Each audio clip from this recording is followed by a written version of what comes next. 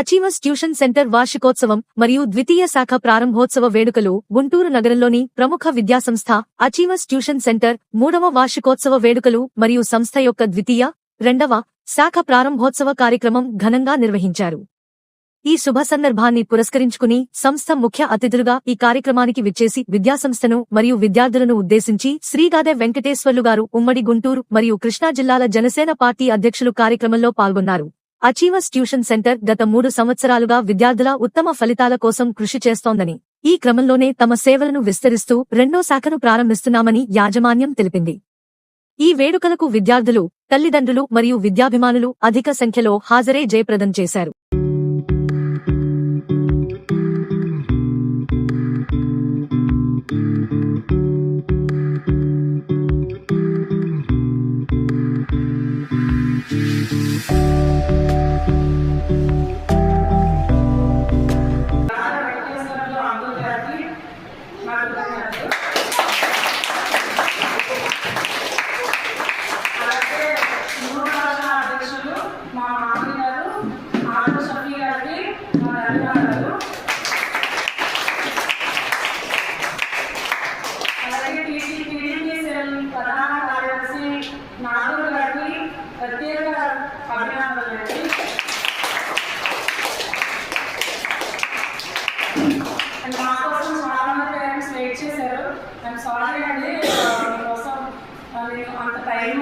Correct time చెప్పలేకపోయాను. అంటే uncle చాలా బిజీ కదండి, ఏ టైం వస్తారో తెలియదు.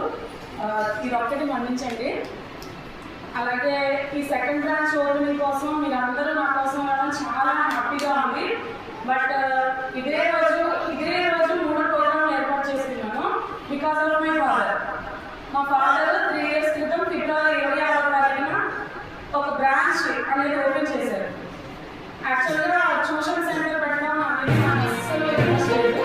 బట్ మా ఫాదర్ నేను టీచింగ్ ఫీల్డ్లో ఫిట్ అవుతానని, నేను కొంతమందికి అవకాశం కల్పిస్తానని 3 years ముందే నన్ను నమ్మారు, నన్ను ఎంకరేజ్ చేశారు. నన్ను ఆ చైర్లో కూర్చోబెట్టారు, బలవంతంగా కూర్చోబెట్టారు. బట్ అదే ఇప్పుడు నాకు మంచి దారి చూపిస్తుందండి. అందుకు మా ఫాదర్కి ఎక్కడున్నా సరే ఆయన బ్లెస్సింగ్స్ నాకు ఉంటాయి.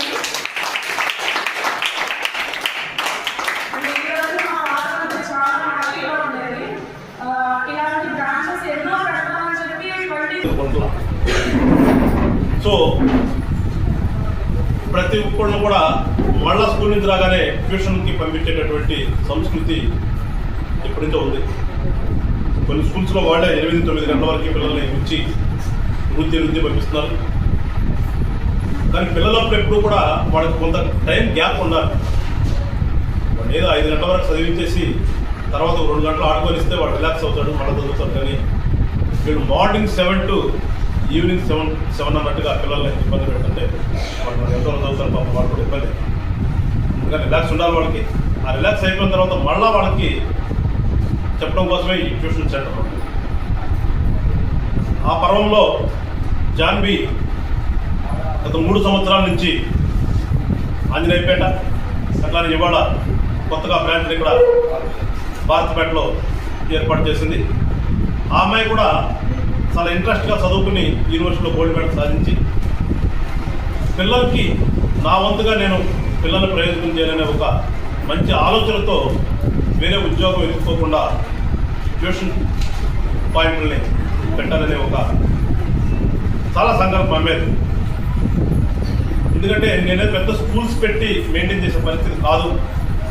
కానీ నా వంతుగా నాకున్నటువంటి ఫైనాన్షియల్ కెపాసిటీలో ట్యూషన్ పాయింట్లు అన్నా కానీ పెట్టేసి పిల్లలకి కొంత సహాయం చేయాలనే ఆలోచనతో ట్యూషన్ పాయింట్లు ఏర్పాటు చేసి ఆ అమ్మాయితో పాటు ఇంకొక 4-5 టీచర్ని ఏర్పాటు చేసుకుని వాళ్ళకి కూడా ఆ టీచర్స్ కూడా వాళ్ళ ఇంట్లో కొంత ఫైనాన్షియల్గా వాళ్ళకి సపోర్ట్ ఇస్తూ ఇటు పిల్లలకి మంచి భవిష్యత్తు ఇస్తూ చేస్తున్న విధంగా జాన్వీని అభినందిస్తున్నాను, మనస్ఫూర్తిగా అభినందిస్తున్నాను.